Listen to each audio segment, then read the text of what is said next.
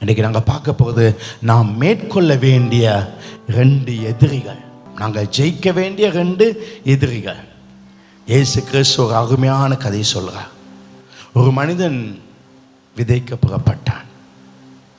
அவன் விதைக்க போகையில் சில விதைகள் வழி அருகே விழுந்தது. பறவைகள் வந்து தூக்கி போயிட்டு. சில விதை கட்பாறையில் விழுந்தது. அது வேர் உள்ள போயலாம வெயில் பட்டணும், அது செத்து போயிட்டு. அந்த விதை செத்துட்டு. அந்த விதையால் எந்த பிரயோஜனமும் இல்லை. சில விதைகள் முழு இடத்துல விழுந்தது. ஆனால் அந்த முட்கள், அந்த மரம் வளர்றதை விட முட்கள் பெருசாக வளர்ந்துட்டு அது நொறுக்கி போட்டுச்சு.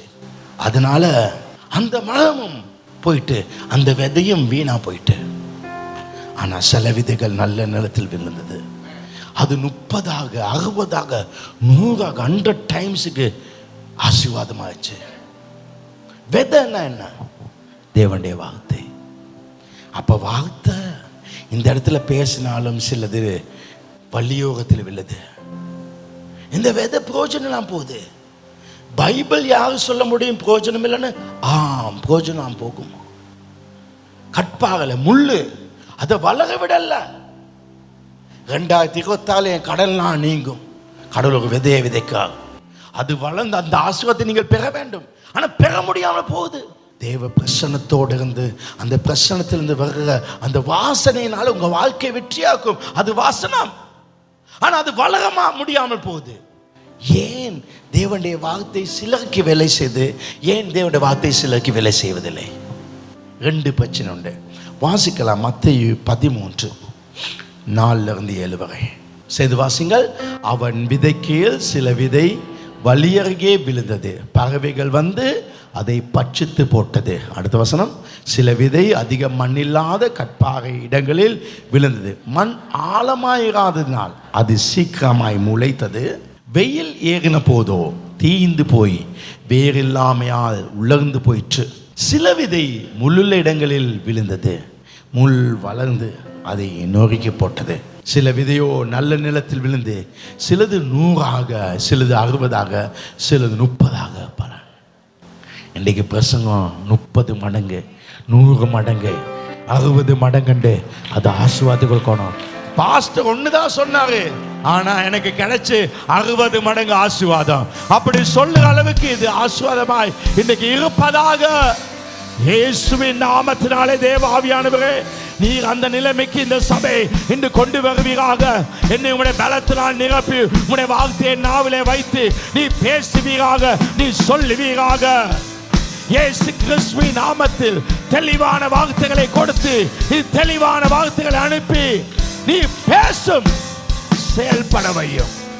இயேசுவின் நாமத்தில் உட்கார்ந்து 7ஆம் வசனம். சில விதை முள்ளுள்ள இடங்களில் விழுந்தது. அது வளர்ந்து அதை நோக்கி போட்டுச்சு. அது வளர்ந்து நோக்கி போட்டு. இந்த வசனத்தில் அர்த்தம் என்ன? இப்ப இன்னைக்கு பேசுவோம், ஆனால் அந்த வசனம் வளருதில்லை.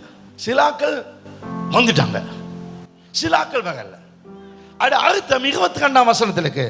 மத்தேயு 13:27 முள்ளுள்ள இடங்களில் விதைக்கப்பட்டவன் வாசிங்கள். வசனத்தை கேட்கனா இருந்தும் உள்ளக கவலையும். சத்தமா சொல்லுங்க. நம்பர் 1 உள்ளக கவலையும். 2வது ஐஸ்வர்யத்தின் மயக்கம். திரும்ப சொல்லுங்க, ஐஸ்வர்யத்தின் மயக்கம். ரைட். உள்ளக கவலையும் ஐஸ்வர்யத்தின் மயக்கமும் வசனத்தை நொறுக்கி போடுவதனால் அவனும் பலனட்டு போவான். வாராங்க, வசனத்தை கேட்காங்க. இந்த 2 பிரச்சனால அவங்களுக்கு பலன் இல்லை. சர்ச்சுக்கு வந்து பலன் இல்லை. ஒருவேளை இந்த சர்ச் எனக்கு ஆசீர்வாதம் இல்லைன்னு இன்னொரு சர்ச்சுக்கு யாராவது போக நினைத்தால் நான் அவங்களுக்கு சொல்றேன்.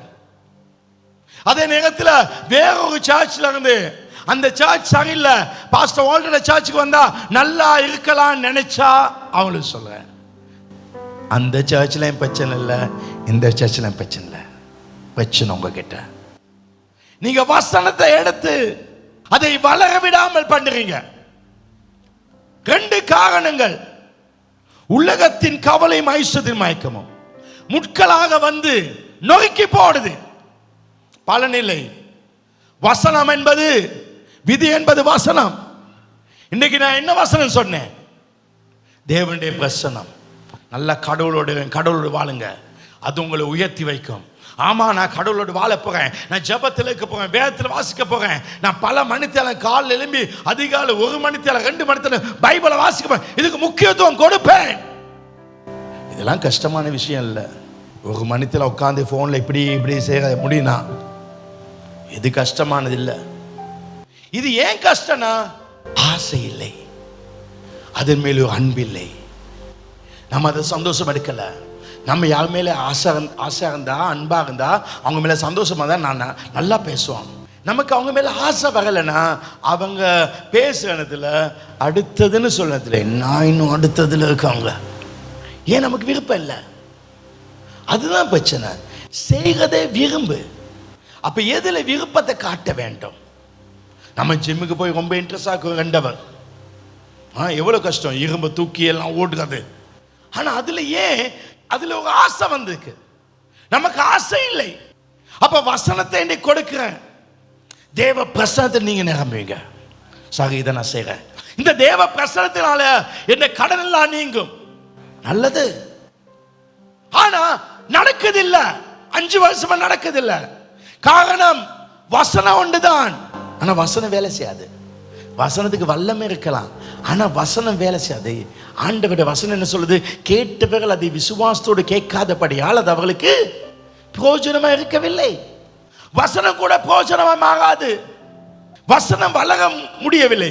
வசனம் வளராவிட்டால் தேவ திட்டம், தேவ நோக்கம் என்னில் நிறைவேறாது. நான் ஆண்டவருடைய வசனத்தை எடுத்து அந்த வசனத்தை என் வாழ்க்கையில வளர விடாவிட்டால் ஆண்டவர் என்னை வைத்து பெரிய காரியம் செய்ய நினைச்சிருப்பாரு. அது செய்ய முடியுமா?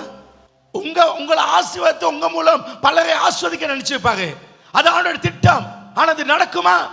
தேவ திட்டம் நடக்காது வசனம் வளராவிட்டால். இன்றைக்கு ஆசீர்வாதத்தை முன்னேற்றத்தை எதிர்பார்த்து கொண்டு இருக்கிற உங்களோடு நான் பேசுறேன். எதுவும் இல்லாமல் இருக்கும் பொழுது நம்ம கடவுளோடு இருக்கோம். வசதிகள் வந்த பிறகு நம்ம கடவுளோடு இருப்பதில்லை. உலக கவலை, ஐஸ்வர்யத்தின் மயக்கமும் வசனத்தின் வல்லமையும் தேவ பலத்தை நோக்கி போடுவதனால் பலனில்லை. தேவ திட்டம், தேவ நோக்கம் நோக்கப்படுது. வார்த்தை சிறிதாகவும் மற்றவைகள் பெரிதாயும் இருக்கப்படால் வார்த்தை வளராது. இந்த மரம் சின்னதாக வருது, ஆனா முட்கள் பெருசு, வளருவதில்லை. நாம் வெற்றியாக உயர்ந்த நிலையை வாழ, இன்றைக்கு இந்த வெற்றியாக உயர்ந்த நிலையை வாழ நாம் ஜெயிக்க வேண்டியது பிசாசு அல்ல, உலக கவலையையும் ஐஸ்வர்யத்தின் மயக்கம். நம்பர் 1 உலக கவலை. ஒரிஜினல் மொழிபெயர்ப்பில் எப்படி இருக்கு? உலக கவலை, நெருக்கமான சூழ்நிலை. நெருக்கமான சூழ்நிலை, ரொம்ப பிஸியாக்கி கொள்வது, நிறைய பேரோடு பழகுறது. நிறைய பேரோடு பழகுறதுனால கடவுளோடு பழக முடியாது. காலையில் எழும்பினோடனே குட் மார்னிங் அனுப்பணும். இந்த ஆளுக்கு குட் மார்னிங், இந்த ஆளுக்கு குட் மார்னிங், இந்த ஆளுக்கு குட் மார்னிங். அதோட ஒரு பைபிள் வாசனை. ஏன்னா அவனுடைய வீட்டில் பைபிள் இல்லை தானே. இந்த குட் மார்னிங் அனுப்புனா ஒரு பிரச்சனைக்கு. அவங்க குட் மார்னிங் அனுப்புனா நான் கேட்குறது வாட்டுன்னு, என்ன ஏதாவது பிரச்சனையா? ஏதாவது இல்லை பாஸ், நான் சும்மா குட் மார்னிங் சொன்னேன். அப்படியா, வெரி குட் மார்னிங். அப்படி நான் அடுத்து போட்டால் சாப்பிட்டீங்களான்னு கேட்பாங்க. இப்போ நான் அதுக்கு உட்காந்து அனுப்பணும், சாப்பிட்டேன், நீங்கள் சாப்பிட்டீங்களா? அப்போ நீங்கள் சாப்பிட்டீங்களா கேட்காட்டே அது ஒரு பிரச்சனை ஆகும். ஏன்னா அவங்கள கேட்கல தானே. இப்போ இது கண்டினியூ ஆகுது. இப்போ இவங்க எல்லாத்தையும் சாட்டிஸ் பண்ண வேண்டும், ஜெபிக்க முடியாது. ஏன்? நம்ம கிரவுட் கூட, நம்ம நெருக்கத்தில் வாழ்கிறோம், நம்ம லைஃப்பை சிம்பிளாக வச்சுக்கொள்ளணும். பைபிளில் பார்க்கிறோம், ஒரு பெரும்பாடுள்ள ஸ்திரீ இருந்தால், அவளுக்கு உடம்புல ரத்தம் போகுது 12 வருஷம். நான் இயேசுவிடத்தில் போய் இயேசுவை தொடுவேன், தொட்டன வஸ்திரத்தின் தொங்கல் தொட்டன சுகமாவேன். பெரிய அற்புதம், தொட்டன சுகமா. அவள் அவ்வளவு நம்பிக்கையில விசுவாசமா போவா, தொட்டன சுகமாவேன். ஆனால் கிட்ட போக முடியலை. காரணம் ஏன்? ஜனம். ஜனம் இயேசுவிடத்தில் போக முடியாதப்படி எங்களுக்கு ஜனங்கள் கூட. இன்றைக்கு அவளுக்கு முன்னுக்கு போக முடியாம காரணம், அவளுக்கு இயேசுவை தொட முடியாம காரணம் ஜனங்கள். இன்றைக்கு நிறைய பேர் பிஸி லைஃப், சொந்தங்கள், உறவுகள். சில நேரம் சில ஆக்களோட பழகின பிறகு அது ராத்திரி எங்கேயோ ஒரு பயணம் போதான், சாமனம் வாங்க, ப்ளவுஸ் வாங்க போகுது. இந்த நான் தனியே தான் போகிறேன், நீனு வாரியா துணைக்கு? ஆமாம், சாவுக்கும் துணை கூட்டிப்போ. இது நான் வாரேன்னு போகுது. இது ராத்திரி 11 மணிக்கு வீட்டுக்கு வருது. ஜெபிக்க முடியுமா? 1 மணிக்கு தூங்கிட்டு ஜெபிக்க முடியுமா? எல்லாத்துக்கும் இன்ஸ்டாகிராமில் எல்லாத்தையும் பார்த்து எல்லாத்துக்கும் மெசேஜ் பண்ணி தூங்க முடியுமா? நேரத்தோடு தூங்குனா நேரத்தோடு உற்சாகம் எழும்பலாம். கடவுளை சமூகத்தில் இருக்கலாம். அதிகாலை எழும்பி ஜெபம் பண்ணாதான் ஆண்டவர் கேட்பாரு. பக்கத்தில் காலையில் ஜெபிச்சா ஆண்டவர் கேட்க மாட்டார். அப்படி நான் சொல்லலை. நிறைய பேர் நினைக்காங்க ஒரு அப்பாவோட எப்போ வேணாலும் பேசலாம். ஆமாவா இல்லை? ஆனால் காலையில் அதிகாலை எழுப்புனா எங்களுக்கு டிஸ்டர்ப் இல்லை. காலையில் 6 மணிக்கு பிறகு வந்தோன்னே என்ன நடக்கும்? அங்கே கால் எடுக்கணும், இங்கே கால் எடுக்கணும், நம்ம பிஸி ஆகிடும். மைண்டை ஃப்ரீயாக வச்சுக்கொள்ள முடியும். நிறைய பேரை ஒதுக்கி போடுங்க, ஒதுக்கி போடுங்க. பெரிய கூட்டமா வாழாதீங்க. அந்த பெண்ணுக்கு போக முடியல. சகையு வாழ்க்கையில நிம்மதி இல்லாம தான், சந்தோஷம் இல்லாம தான். அவனுக்கு இயேசுவை பார்க்க ஆசை. இந்த சர்ச்சில் எத்தனை பேருக்காங்க, என் ரூம்ல நான் இயேசுவை பார்க்கணும், அவருடைய பிரசனை வேணும், ஓடி ஓடி போறான். ஆனா அவனுக்கு பார்க்க முடியல. ஏன்? ஜனங்க உங்க பக்கத்தில் இருக்கவங்க வெரி டேஞ்சர். அவங்க ரொம்ப நல்லவங்க, ஆனா அவங்கனால உங்களுக்கு கடவுளோடு வாழ முடியாது. ஏன்னா அவங்க அப்படி அன்பை கொடுக்குறாங்க. விளைஞ்சா இந்த மரத்தை விட அந்த முள்ளு மரம் வேகமாக வளருது. ஆகிட்டு அன்பு வேகமாக வளர்கனால எங்களுக்கு கஷ்டம், வளர முடியாது. தேவ பிரசனத்தை இழந்திருக்கோம். அதனால லைஃப் எப்படி இருக்கு? திங்கக்கிழமை ஒரு நாள் சுத்தினாங்க, அதே மாதிரி தான். 2ஆம் நாள் சுத்தினாங்க, அதே மாதிரி தான். 3வது வருஷமும் சுத்தினாங்க, ஒன்றும் நடக்கல. 5 வருஷம் 6 வருஷம் 7 வருஷம் ஒன்றும் நடக்கல. ஆனா தேவ பிரசனம் மதில விழ வச்சு சகையோ பார்த்தான். என் வாழ்க்கையில் இது ஜனம் என்னை தடுக்குது, என்னால முன்னுக்கு போக விட முடியாது, தடுக்குது. மக்கள் தான் தடை. யாருக்கு நீ துணைக்கு போகியோ இன்றைக்கு அவங்க உனக்கு பிரச்சனை. முந்தி எத்தனை பேருக்கு துணைக்கு போன அவங்க தான் உனக்கு பிரச்சனை.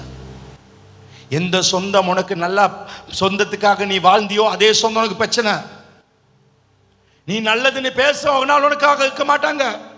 உன்னை தூக்கி விட உன்னை காப்பாத்த யாக மாட்டாங்க. நீ எலும்பு, உனக்காக வாழு, கடவுளுக்காக வாழு, உன் குடும்பத்துக்காக வாழு. இவ்வளவுதான். எல்லாரும் திருத்தப்படுற வாழ்க்கையில வெற்றியாய் வாழ முடியாது. ஒரு திமிர்வாத காரன் அவனை படுக்கையில எடுத்துக்கொண்டு இவன் சுகமாகணும் சுகமாகணும் இவன் சுகமாகணும், இவனுக்கு நடக்க முடியாது, கட்டிலோடு தூக்கி வந்தாங்க. இன்னைக்கு எத்தனை கோடிக்கணக்கு பிரச்சனை, வாழ்க்கையில பிரச்சனை, குடும்ப பிரச்சனை, வாழகவன் வர கடவுள்கிட்ட போ பார்க்கான். அந்த வீடு நிரம்பி மக்கள் உள்ள போக முடியல. உண்மைக்கு சொல்லுறேன், எங்களை நேசிச்சவங்க எங்களை விட்டு போனாங்கனாக்கே அவங்க பின்னுக்கு போகக்கூடாது. நீ சரியானவங்களை பார்க்கல, நீ அவரை பாரு, நீ அவரை பாரு. எல்லாம் மறந்து போகும், எல்லாம் மறந்து போகும். மறந்து தான் ஆகணும், சிலரை மறந்து தான் ஆகணும். இவனுக்கு சுகம் வரல, காரணம் ஏன்? ஜனம் கவனமாக்கணும்.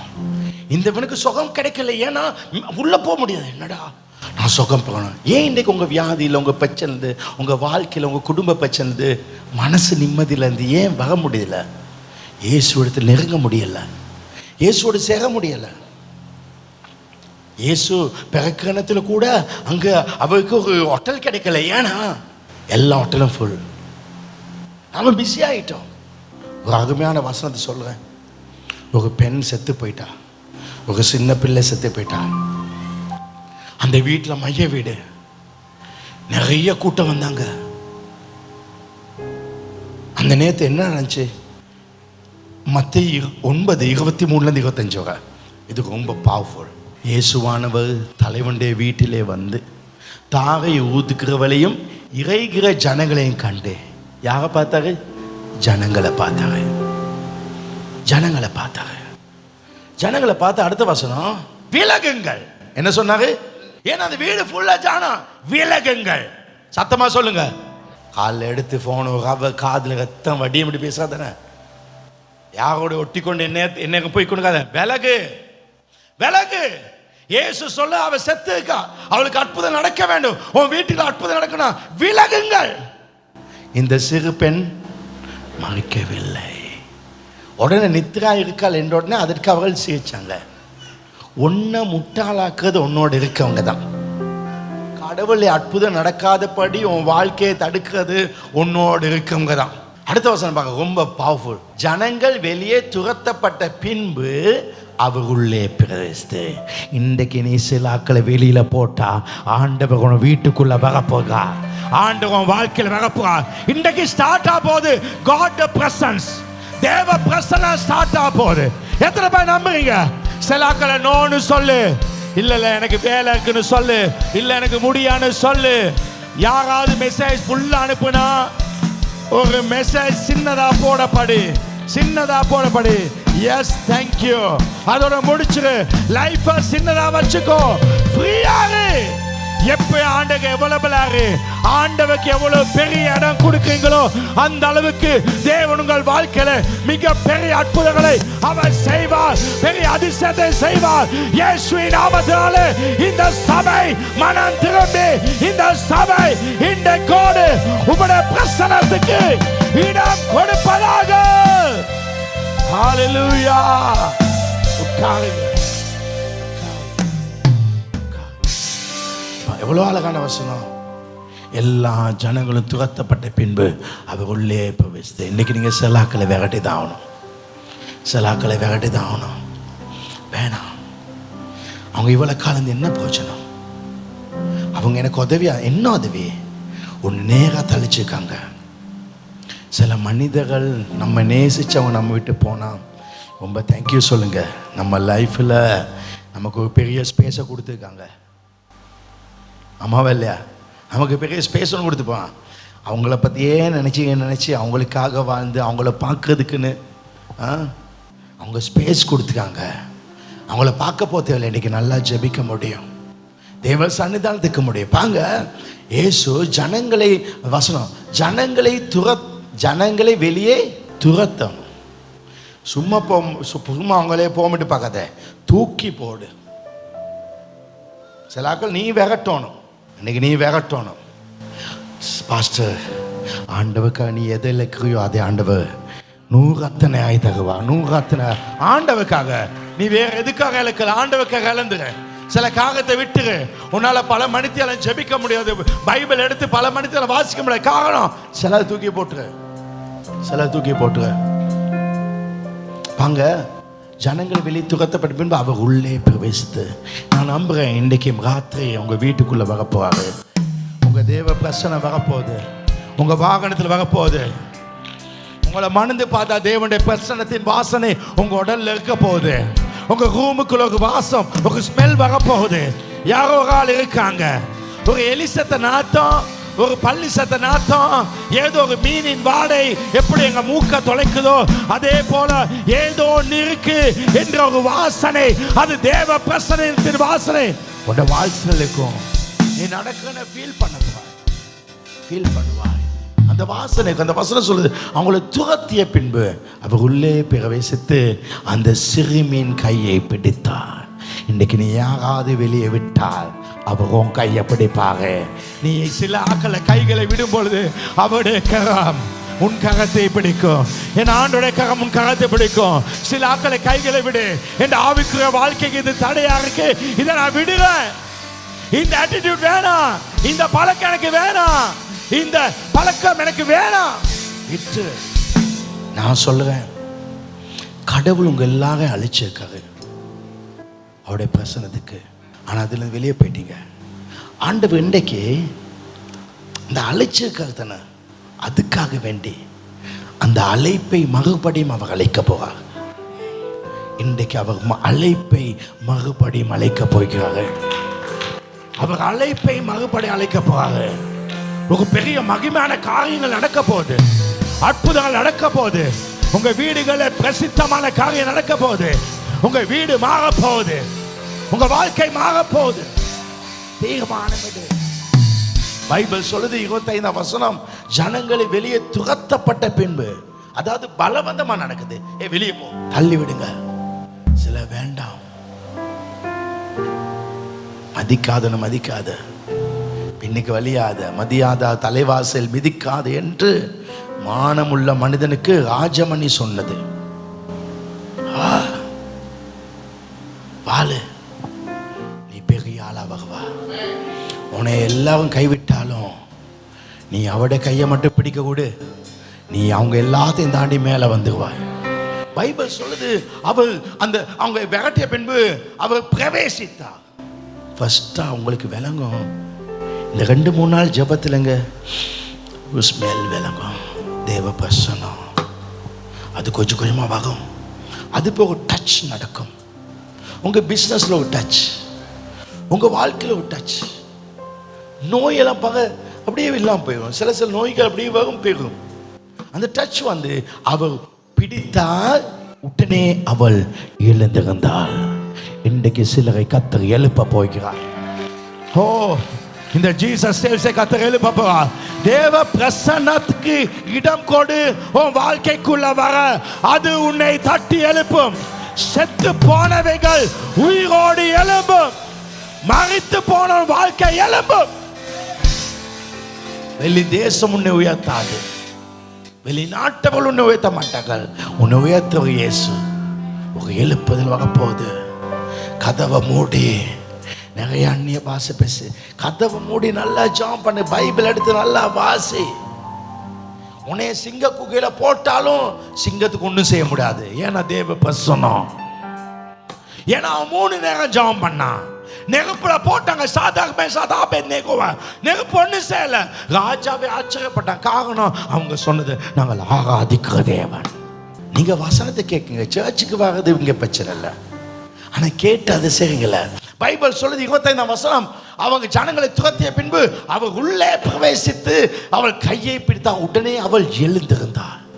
எழுந்த உடனே என்ன நடந்துச்சு? 26ஆம் வசனம், இந்த சங்கதி தேசம் எங்கும் பிரசித்தமாயிட்டு. நீ எழும்பிட்டா சொல்லு, நீ எழும்பிட்டா சொல்லு, இலங்கை தேசம் அறியத்தக்கதாக கத்தர் செய்யப்பா. இப்படி ஒரு மனுஷன் வந்துட்டான். இவன் யாரப்பா? இவன் செத்தவன் தானே, இவன் செத்து போன ஒரு சின்னால் தானே, இவன் எழும்பிட்டான்னு ஒன்ன பார்க்கதை கத்தர் ஒரு திரளான கூட்டத்தை கொண்டு வருவான்.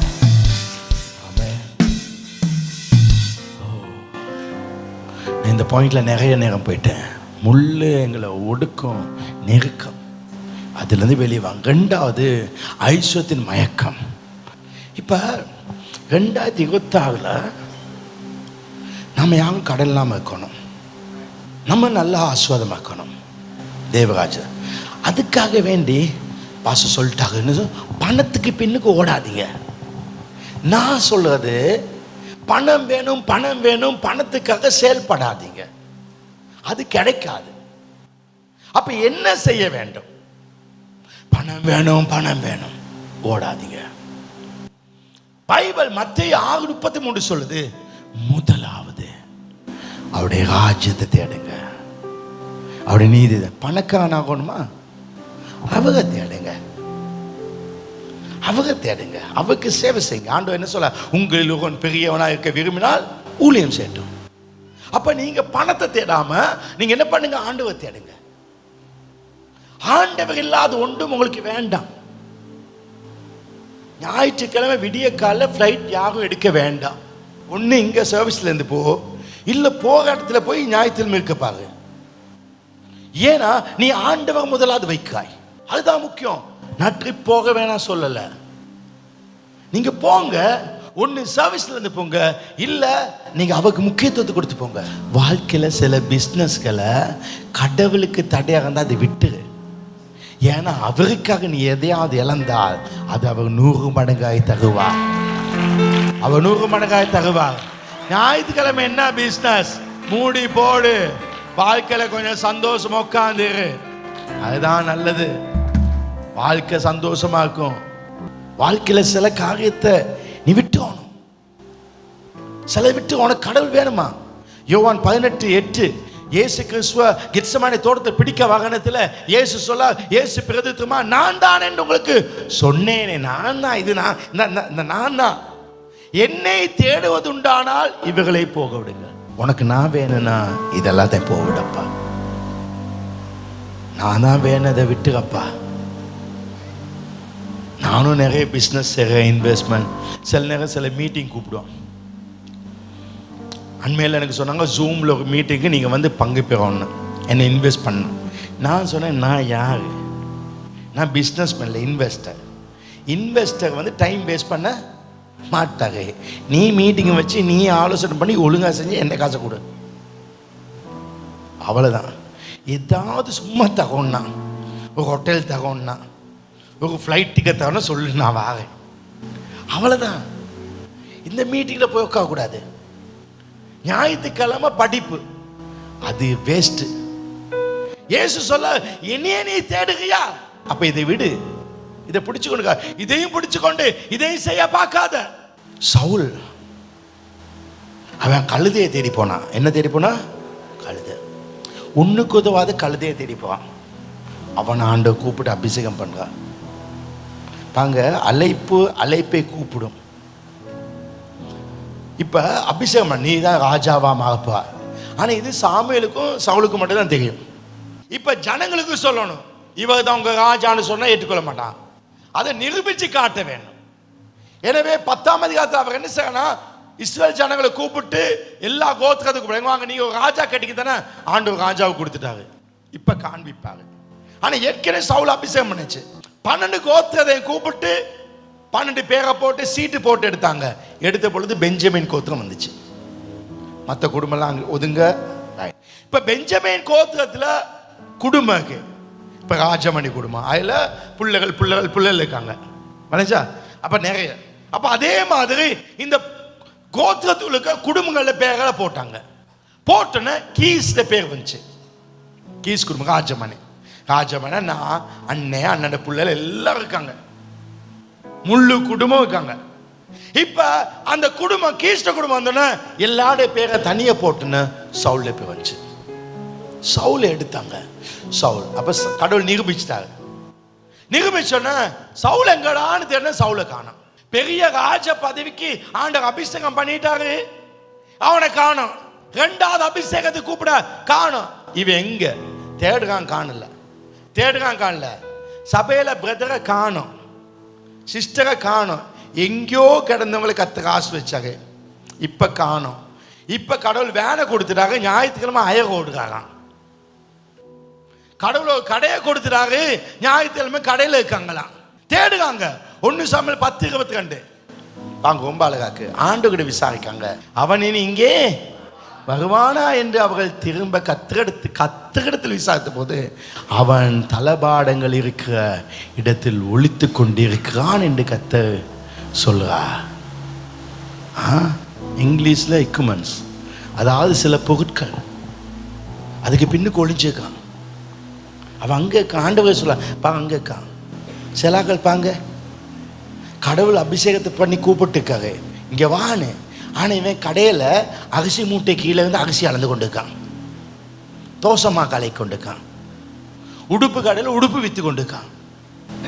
கடவுள் சொல்ல, வாப்பா, நீ இப்போ இருக்க தளபாடங்களை விட நீ எனக்கிட்ட வந்தால் உன்னை இந்த முழு தேசத்துக்கே ராஜாவாக, முழு தேசத்துக்கு உயர்ந்தவனாக நான் வருவேன். இந்த இடத்துல யார் கர்த்தரின் மேய்ப்பராய் இருக்கிறார் என்று சொல்லுறீங்களோ அவங்க சொல்லுவீங்க, நான் தாழ்ச்சி அடையேன், எனக்கு ஒரு குறைவும் வருவதில்லை. ஆமா, கடவுளை வாழ்க்கையில உங்க மேய்ப்பரா வைங்க, உங்களுக்கு ஒரு குறைவு வராது. கர்த்தரை மேய்ப்பராய் வைக்கிறவங்க சொல்லுவாங்க, நன்மையும் கிருபையும் என்னை தொடரும், என் பாத்திரம் நிரம்பி வழியும். இன்றைக்கு கர்த்தர் அவருடைய பிரசன்னத்தை வலியுறுத்துறார். அப்படி இருக்கும் பொழுது, கடவுள் உங்களை ஆசீர்வதிக்கும் பொழுது திரும்ப அத்தனை ஆசீர்வாதத்தையும் அவருக்கே கொடுக்க நீங்கள் ஆயத்தமா? என் வாழ்க்கையில மிகப்பெரிய மகிழ்ச்சி இயேசு. உங்க வாழ்க்கையில இன்றைக்கு வந்து மகிழ்ச்சினா அது இயேசுவா இருக்குமா? அப்படி இருந்தால் உங்க வாழ்க்கை நிச்சயம் மகிழ்ச்சியாக இருக்கும். தேவன் தாம் உங்களை ஆசீர்வதிப்பாராக.